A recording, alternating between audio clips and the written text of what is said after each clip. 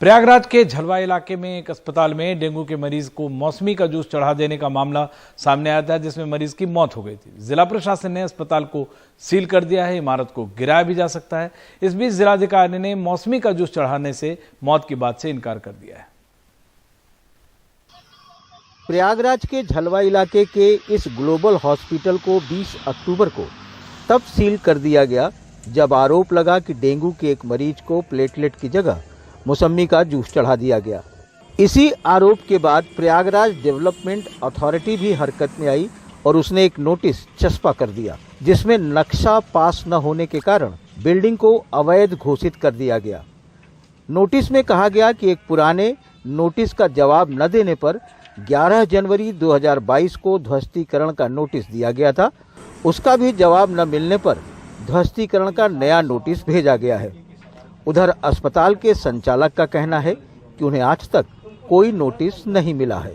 जहाँ तक मुझे नॉलेज में है, क्योंकि मैं बिल्डिंग में किराएदार हूँ, मकान मालिक पप्पू लाल साहू हैं और ग्लोबल हॉस्पिटल को इसके पहले न तो पीडीए की न नगर निगम की कोई भी नोटिस नहीं मिली है। अगर नोटिस मिली भी होगी तो पप्पू लाल साहू को मिली होगी, जो कि मकान के ओनर हैं। मुझे अस्पताल को कोई भी नोटिस नहीं मिली है अभी तक, इसके पहले एडीएस है। अस्पताल के संचालक की दुविधा ये है कि नोटिस में 28 अक्टूबर तक अस्पताल खाली करने का समय दिया गया है ताकि डेवलपमेंट अथॉरिटी ध्वस्तीकरण कर सके।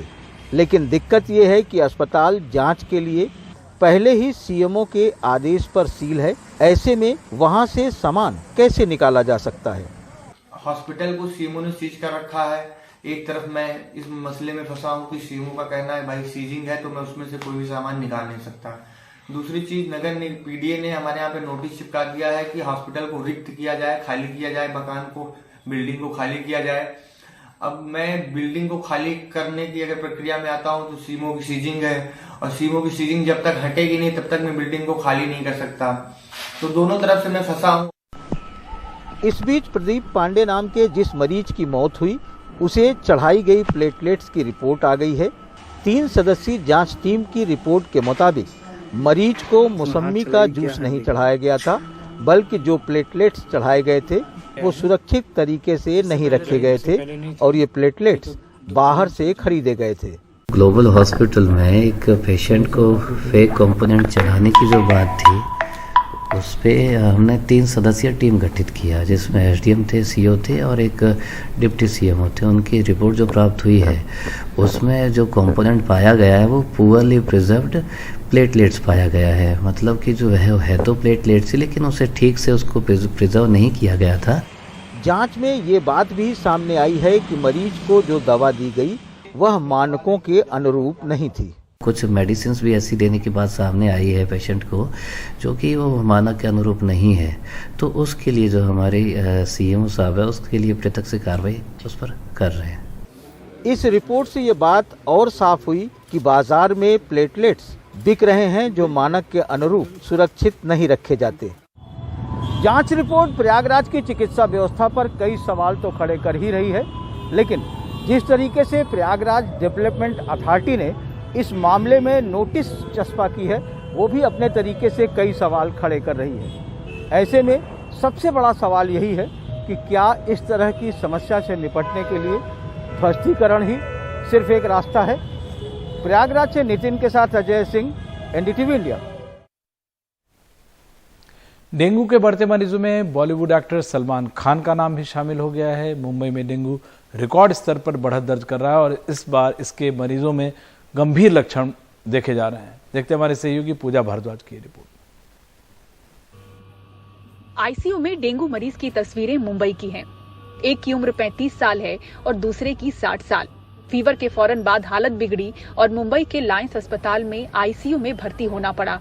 डॉक्टर बताते हैं कि इस साल डेंगू बीमारी के लक्षण भी तीव्र हुए हैं।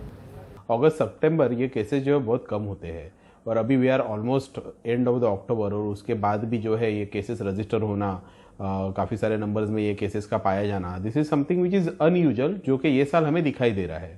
मतलब 3 दिन 4 दिन की बुखार की हिस्ट्री है और उसके बाद भी जो है पेशेंट्स कॉम्प्लिकेशंस लेके आ रहे हैं, जैसे कि प्लेटलेट्स बहुत ड्रॉप होना, 10,000 15,000 पे जाना, जो नॉर्मली 1.5 से 4.5 लाख का काउंट रहता है, और साथ ही में पेशेंट्स को कन्वल्जन्स आना, इंटरनल ब्रेन में ब्लीडिंग, लंग्स में ब्लीडिंग होना, किडनी इंजरी होना, लीवर के अंदर सूजन होना, तो ऐसे मल्टीपल कॉम्प्लिकेशंस के साथ काफी पेशेंट्स आ रहे हैं। और ये साल काफी सारे बच्चों में भी ये सिम्टम्स दिखाई दे रहे हैं कि खून की उल्टी होना प्लेटलेट कम होने की वजह से। दिल्ली, मुंबई से लेकर यूपी, बिहार और मध्य प्रदेश तक इन दिनों देश भर में डेंगू ने कहर बरपा रखा है। आर्थिक राजधानी मुंबई में इस साल अब तक डेंगू के 746 नए मामले सामने आ चुके हैं। अक्टूबर के शुरुआती 2 हफ्तों में 178 मामले बीएमसी ने रिपोर्ट किए हैं। 2020 की तुलना में इस साल डेंगू के मामलों में करीब 470% की बढ़त दिखी है। मुंबई में इस अक्टूबर महीने में भी रुक रुक कर हो रही बारिश के कारण मच्छरों की तादाद बढ़ती जा रही है, जिससे डेंगू और मलेरिया के मामलों में वृद्धि दिख रही है। डेंगू के मरीज में प्लेटलेट्स की मांग बढ़ जाती है और इसको लेकर निजी ब्लड बैंकों में दबाव रहता है। आस लग रही है कि तापमान कम होते ही मामले घटेंगे। मुंबई से पूजा भारद्वाज, एनडीटीवी इंडिया। 10 कश्मीरी पंडित परिवारों ने चुपचाप घाटी छोड़ दी है। ये सभी लोग जम्मू चले गए। चौधरी गुंड और छोटी गांव में इलाकों में 2 महीनों में 2 कश्मीरी पंडितों की हत्या कर दी गई थी, जिसके बाद इन लोगों ने अब ये बड़ा फैसला लिया है। ये वो 10 परिवार हैं जो मिलिटेंसी के पीक में भी घाटी में बने हुए थे, लेकिन अब इन्होंने अपना घर छोड़ दिया है। स्थानीय लोगों का कहना है कि अब गांव में केवल 1 महिला बची है और वो भी जाने वाली है।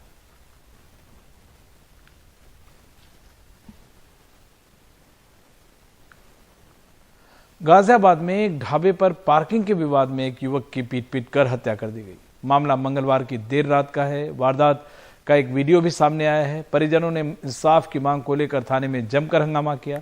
मृतक दिल्ली पुलिस के रिटायर्ड दारोगा का बेटा है। देखते हैं ये रिपोर्ट। एक राहगीर ने अपने मोबाइल से ये वीडियो बना लिया, जिसमें दिख रहा है कि कुछ लड़के सड़क पर पड़े एक लड़के पर ईंट से हमला कर रहे हैं। थोड़ी देर में सड़क पर पड़े उस लड़के की मौत हो गई। ये वीडियो गाजियाबाद के लोनी भोपुरा मोड़ का है, जहां इसी रेस्टोरेंट के सामने पार्किंग को लेकर मंगलवार रात झगड़ा हुआ। झगड़े में 35 साल के वरुण की पत्थर मारकर हत्या कर दी गई। सड़क पर कई लोग गुजर रहे थे। रेस्टोरेंट का स्टाफ भी था, लेकिन किसी ने वरुण को नहीं बचाया। ये सामने जो रेस्टोरेंट है, इसके सामने ही अरुण यहाँ पर खाना खाने आया था और इसी बीच कुछ लड़के आए और उनका पार्किंग को लेकर झगड़ा हुआ। जहाँ पर ये ईंट पड़ी है, यहीं पर अरुण सड़क पर गिर पड़ा। एक ईंट उसके सिर पे लगी, जिसके बाद उसकी मौत हो गई। जहाँ पर ये घटना हुई है, उसके पीछे आप देखें कि सीसीटीवी कैमरे लगे हुए हैं रेस्टोरेंट में। इन कैमरों में जो आरोपी हैं, उनकी गाड़ियों की तस्वीर कैद हो गई है। पुलिस के मुताबिक आरोपियों की पहचान कर ली गई है और उन्हें पकड़ने की पूरी कोशिश की जा रही है। ढाबे में खाना खा रहे वे तू मैं होगी, वे पिए हुए थे और कोई झगड़े की ऐसी कोई पुरानी रंजिश तो है। दोस्त थी इनकी, वो कहाँ थे उस वक्त? वो भी वहीं थे। जब इसके ईंट मार दिया तो वे जो वहाँ से रफू चक्कर हो गए। अच्छा। न ही पुलिस को इन्फॉर्म किया, न ही हॉस्पिटल ले गए और न ही मौके पर मिले। घटना की सूचना मिलते ही पुलिस मौके पर पहुंची, लेकिन तब तक 2 कारों में सवार आरोपी भाग चुके थे। खून से लथपथ वरुण को अस्पताल ले जाया गया, जहां डॉक्टरों ने उसे मृत घोषित कर दिया। हत्या के विरोध में स्थानीय लोगों ने विरोध प्रदर्शन भी किया। पुलिस का कहना है कि आरोपी पास के ही गांव के रहने वाले हैं और उन्हें पकड़ने के लिए 5 टीमें दबिश दे रही हैं। 2 पक्षों के बीच में झगड़ा हो गया था, जिसमें एक पक्ष के द्वारा दूसरे पक्ष के वरुण नामक व्यक्ति को ईंट से मारकर घायल कर दिया गया। हॉस्पिटल ले जाते समय ही उसकी मृत्यु हो गई थी। केस को वर्कआउट करने हेतु 5 टीमें लगा दी गई हैं। यथाशीघ्र केस का अनावरण करके आरोपियों को जेल भेजा जाएगा। वरुण पास ही के जावली गांव का रहने वाला था और उसके पिता दिल्ली पुलिस से रिटायर्ड दारोगा है। वो 4 भाई बहनों में सबसे बड़ा था और उसके 2 छोटे बच्चे हैं। वरुण की अचानक हुई मौत से उसके परिवार के लोग ही नहीं, पूरा गांव सदमे में है। छोटी सी बात को लेकर झगड़ा हुआ और झगड़ा इतना बढ़ गया कि अरुण को अपनी जान गंवानी पड़ी। फिलहाल गाजियाबाद पुलिस के इस मामले में हाथ खाली है और सभी आरोपी पुलिस की पकड़ से बाहर। गाजियाबाद में अपने सहयोगी पिंटो तोमर और कैमरामैन मनोज ठाकुर के साथ मैं मुकेश सिंह सेंगर, एनडीटीवी इंडिया। अंतर्राष्ट्रीय अर्थव्यवस्था में मंदी की आहट के बीच भारत में भी रोजगार घटने लगे हैं। एक महीने में ईपीएफओ में रजिस्टर्ड कर्मियों की तादाद 1,33,000 कम हुई है। बेरोजगारी की दर भी 7% से ऊपर है। देखते हैं हमारे सहयोगी हिमांशु शेखर मिश्रा की ये रिपोर्ट। हाल ही में प्रधानमंत्री ने 75,000 युवकों को नौकरी का पत्र दिया, लेकिन सांख्यिकी मंत्रालय की ताजा रिपोर्ट बता रही है कि अगस्त महीने में स्थायी नौकरी करने वालों की तादाद काफी कम हुई है। इसका प्रमाण सांख्यिकी मंत्रालय का यह आंकड़ा है कि ईपीएफ के नए खाता धारक जुलाई से अगस्त के बीच करीब 1.25 लाख से ज्यादा घट गए हैं। सांख्यिकी मंत्रालय की इस रिपोर्ट के मुताबिक जुलाई 2022 में ईपीएफ के नए खाता धारकों की संख्या 11,19,698 थी, जो अगस्त 2022 में घटकर 9,86,850 रह गई। जुलाई 2022 में ईपीएफ से दोबारा जुड़ने वाले खाता धारकों की संख्या 12,71,558 थी, जो अगस्त 2022 में घटकर 10,78,462 रह गई। यानी अगस्त 2022 में ईपीएफ के नए खाता धारकों की संख्या घटी और दोबारा ईपीएफ से जुड़ने वाले कर्मचारी भी घट गए। उधर देश के शहरी और ग्रामीण इलाकों में बेरोजगारी का संकट बड़ा हो रहा है। भारतीय अर्थव्यवस्था पर नजर रखने वाली संस्था centre for monitoring Indian economy ने बेरोजगारी पर अपनी ताजा रिपोर्ट में आगाह किया है कि देश में 25 अक्टूबर 2022 को बेरोजगारी दर 7.85% तक चली गई। ग्रामीण इलाकों में बेरोजगारी दर 8.07% रही। 12 अक्टूबर 2022 के बाद पिछले करीब 2 हफ्तों से बेरोजगारी दर लगातार 7% से ऊपर रही है। सितंबर 2022 में बेरोजगारी दर घटकर 6.43% आ गई थी। ये थोड़ा सा चिंता की बात है, क्योंकि ये अक्टूबर नवंबर ये थोड़ा फेस्टिवल सीजन होता है। इस टाइम थोड़ा कुछ एक्टिविटीज़ जो नहीं होता इस साल के और समय में इस टाइम होते हैं, तो उसमें कुछ लोगों को तो एम्प्लॉयमेंट मिलता है। अगर वो नहीं मिला है तो ये तो चिंता की बात है। कहीं ना कहीं कंपनीज थोड़ा स्टैंड बाई मोड पे चला गया होगा कि अभी के लिए हायरिंग थोड़ा मत करो। तो हो सकता है कि अगर थोड़ी 1-2 महीने के बाद वो दोबारा उसको शुरू कर दे, बट अभी के लिए थोड़ा परिस्थिति जो है थोड़ा चिंताजनक है। Centre for monitoring Indian economy के मुताबिक इस साल अगस्त महीने में बेरोजगारी दर पिछले 1 साल में सबसे ज्यादा 8.28% तक पहुंच गई थी। इसके बाद सितंबर महीने में बेरोजगारी दर में बड़ी गिरावट दर्ज हुई और रोजगार के अवसर देश में कुछ बेहतर हुए। लेकिन अक्टूबर के ये ताजा आंकड़े बताते हैं कि रोजगार के मोर्चे पर चुनौती एक बार फिर बड़ी हो रही है। दिल्ली से कैमरा पर्सन राकेश सिंह के साथ हिमांशु शेखर, एनडीटीवी इंडिया।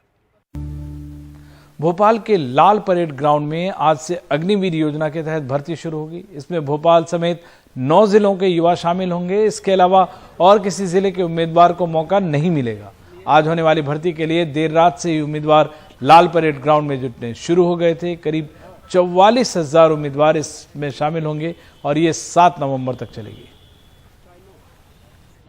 भोपाल के लाल परेड ग्राउंड में अग्निवीर योजना के तहत अब जो छात्र हैं, जो बच्चे हैं, जो उम्मीदवार हैं, वो भर्ती के लिए जुटने लगे हैं। सुबह 4 बजे से ही ये प्रक्रिया शुरू हो जाएगी। भोपाल में 7 अक्टूबर से 7 नवंबर तक, माफ़ कीजिएगा, भोपाल में 27 अक्टूबर से 7 नवंबर तक लाल परेड ग्राउंड में अग्निवीर भर्ती की जा रही है, जिसमें भोपाल, बैतूल, छिंदवाड़ा, होशंगाबाद, हरदा, राजगढ़, रायसेन, सीहोर और विदिशा के युवक ही भाग ले सकते हैं। इन ज़िलों के अलावा किसी और ज़िले के युवाओं को यहाँ भर्ती का मौका नहीं मिलेगा। और 8 ज़िलों के प्रत्याशियों को अग्निवीर जनरल ड्यूटी, अग्निवीर तकनीकी, Agniveer clerk, Agniveer store keeper और अग्निवीर ट्रेडमैन के लिए चयनित किया जाएगा। आपका नाम? सर मेरा नाम सुनील वर्मा है। अच्छा, कहाँ से है सुनील? सर मैं आष्टा तहसील जिला सीहोर से हूँ। अच्छा, पहली बार आप दे रहे हैं परीक्षा सेना के लिए? नहीं सर, दूसरी समथिंग, मतलब दूसरा अटेम्प्ट। हाँ जी सर। तो जिस तरह के इंतजाम है यहाँ पर खुश हैं आप लोगों को? कोई दिक्कत जी तो नहीं? अभी तो आए हैं, अभी देखेंगे, उसके बाद में बताएंगे सर जैसा भी है। जिस तरह से कुछ युवा वहाँ कह रहे थे कि खुश हैं, मतलब उनको कोई दिक्कत नहीं है देश सेवा करना, लेकिन कुछ कह रहे हैं कि 4 साल बहुत कम अरसा होता है, तो नौकरी है, तो आप लोग को कोई दिक्कत तो नहीं? सर ये तो पहली बार? हाँ सर, थोड़ा तो लगता है, पर सरकार जो भी है मतलब बच्चों के लिए बहुत गलत कर रही है एक हिसाब से बात माने तो 4 साल है, अब 4 साल में क्या करेगा बंदा। अग्निवीर पहले अलग वजह से सुर्खियों में था, बहुत देश भर में विरोध हुआ, आपके युवा साथियों ने विरोध किया, जगह तोड़फोड़ हुई, मारपीट हुई। आप लोग अभी ठीक हैं, आप लोगों को कोई दिक्कत तो नहीं है? नहीं सर, नहीं, कोई दिक्कत नहीं। कौन से मीडिया से आया? एनडीटीवी है साहब। जी आप सर। लोग कोई दिक्कत तो नहीं? नहीं नहीं सर, और नहीं। यहाँ पर इंतजाम वगैरह ठीक है आप लोग? ठीक है सर, ठीक है। सोने के लिए नेट वगैरह है, टेंट लगा हुआ है। तो सुबह आप लोग सुबह तैयार हैं? हाँ बिल्कुल सर, हम तैयार है पूरे। युवाओं की मिली जुली प्रतिक्रिया, कुछ कह रहे हैं कि खुश हैं, कुछ कह रहे हैं नहीं है 4 साल के लिए। ऐसा कुछ नहीं है, 4 साल हो या 4 दिन हो, मुझे तो सिर्फ देश के लिए सेवा करना है। अच्छा, मैं इससे कोई मतलब ऐसा कुछ नहीं है कि 4 साल होने से मुझे कोई दिक्कत नहीं है, सिर्फ मुझे फौज में जाना है, मुझे देश सेवा करना है। आपका नाम भाई? श्याम सिंह सोलंकी। आप कहाँ से श्याम जी? सारंगपुर से। सारंगपुर से। जी सर। आप भी अभी आ रहे हैं? जी सर। तैयारी पूरी है? Full sir. कागजात वगैरह सब है? सुबह 4 बजे से तब तैयार है? ठीक है सर। अच्छा, आप खुश हैं? कई सारे लोगों की मिलीजुली प्रतिक्रिया है कि 4 साल नहीं होना चाहिए, क्योंकि कुछ लोग हैं जो दूसरा तीसरी बार आ रहे हैं, तो उनको सर मेरा ऐसा नहीं है, मेरा मानना है कि अगर देशभक्ति की अगर अपने अंदर ये है तो 4 साल क्या, उसके लिए अगर हमें 1 साल भी देना पड़े तो करना चाहिए। तो बहुत सारे छात्र जो विरोध कर रहे थे उस वक्त, तोड़फोड़ हो रही थी, वो सब क्या था? वो सब तो मान लगे अपने अंदर होने चाहिए, जो उसमें अगर 1 साल को मौका मिल रहा है ना, तो वही अपने लिए बहुत बड़ी बात है। मैं ये कहना चाहता हूँ, बहुत बड़ी बात है। आपका नाम? अनिकेत लोधी मेरा नाम। आप कहाँ से आए अनिकेत? मैं विदिशा से आया। विदिशा से। हाँ। आप कहाँ से आए हैं? सारंगपुर से सर। आपका नाम? रामदयाल राठौर। आप भी खुश हैं? बिल्कुल खुश है सर, आपकी? बिल्कुल खुश। हाँ, तैयारी पूरी है सर। एकदम सुबह 4 बजे से भाग भाग के? बिल्कुल सर, एक्टिव है ना, अपना काम, अपनी जिम्मेदारी है करना। तो एनडीटीवी पर एक प्रोमो चला करता था, सड़कों में है गड्ढे या गड्ढे में सड़क। बेंगलुरु की सड़कें इस प्रोमो की यादें ताज़ा करती हैं। बेंगलुरु की सड़कों पर बने जानलेवा गड्ढों के चलते सड़क हादसों ने इस साल कई लोगों की जान ली है। दीपावली के मौके पर बेंगलुरु के अलावा हुबली के लोगों ने भी खतरनाक गड्ढों को लेकर गुस्सा जताया है। देखते हैं हमारे सहयोगी निहाल किदवई की रिपोर्ट। मैसूर में लोगों को जहां भी सड़क पर गड्ढा दिखा वहीं दिया जला दिया। इसके 2 मकसद थे। पहला, सड़कों को सुरक्षित बनाना ताकि दीपावली में कोई अप्रिय घटना न हो जाए, और दूसरा, सरकार का ध्यान इन गड्ढों की तरफ खींचना। लोग ऑटो का फारक पूरा लूज हो जाता है, शाखा चला जाता है, कस्टमर होता है, सडनली हम पाएगा तो हम लोग गड़ा होने से ब्रेक लगा, पीछे से एक्सीडेंट होता। बेंगलुरु में सड़कों पर गड्ढा तलाशना मुश्किल नहीं है। गड्ढों पर ही लोगों ने पटाखे चलाने शुरू कर दिए। मेरा सस्पेंसर जाता है, 10,000 ऊपर चक्कर चलता है सर, क्या करेंगे। हर जगह बेंगलुरु जाता है ना, हर जगह पाटोल होता है सर। मैसूर और बेंगलुरु की ही तरह हुबली में भी बदहाल सड़कों से लोग नाराज थे। मैं सभी रेसिडेंट वेलफेयर एसोसिएशन के लोगों से आग्रह करता हूं कि वो गड्ढे ढूंढें और वहीं दिए जलाएं। बीजेपी सरकार है तो कांग्रेस नेता गड्ढों के लिए बीजेपी को दोषी ठहरा रहे हैं, लेकिन डीके शिव कुमार शायद इस तस्वीर को भूल गए। जब कांग्रेस की सरकार थी तब सड़क पर मगरमच्छ गड्ढों की तरफ ध्यान खींचने के लिए ही एक कलाकार ने बनाया था, और पॉट होल्स पर अंतरिक्ष यात्री को उतारने का ये नजारा भी बदहाल सड़कों की तरफ सरकार का ध्यान खींचने के लिए ही पेश किया गया था। राजभवन के सामने यह गड्ढा किसी बड़े हादसे की वजह बन सकता है। पिछले 1 हफ्ते से इन गड्ढों को भरने की कोई कोशिश नहीं हुई। ऐसे में आप सहज ही अंदाजा लगा सकते हैं कि इस शहर की बाकी सड़कों का क्या हाल होगा। बेंगलुरु से कैमरामैन गोविंद मूर्ति के साथ निहाल किदवई, एनडीटीवी इंडिया।